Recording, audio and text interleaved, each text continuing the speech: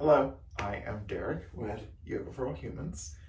If you haven't practiced with me before, I try my best to make yoga poses as accessible as possible, both from a physical perspective and a financial perspective.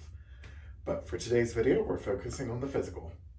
So today's pose that we're exploring is called the King Cobra, which is not an easy pose. And in full disclosure, I can't do the full expression of the pose or how you normally see the pose by someone that's like super flexible. So we'll explore some alternatives to the King Cobra and ways to work up to doing the King Cobra. So in King Cobra, our body is really in more of an upward facing dog with our hips off of the mat. So your traditional Cobra pose is where you're laying on your stomach and not really pushing too hard through the hands and getting a slight back bend. But in the King Cobra, we're in more of an upward facing dog with our arms straight, our hips up off of the mat, gaze looking forward, and really getting a nice bend through the back. The Cobra part of this pose is where, theoretically, you would bring your feet, bending at your knees, bring your feet up to basically touch your head. So that will probably never happen for me, and that's okay. And it's perfectly fine if that won't happen for you. So this is really the full expression of my King Cobra. But there are ways that we can work up to it.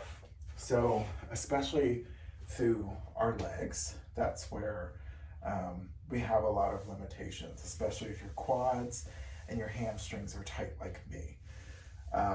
So there's a really good stretch called the bow pose, and it's similar in motion to where our legs would be in that King Cobra. So if we come down to our belly, bending at the knees again and grabbing for the feet and lifting our chest and lifting our legs as much as possible. That's a very similar pose with the legs to what we were trying to achieve in the King Cobra. So this is a great way to work up to it. And if you can't grab your feet with your hands, that's okay.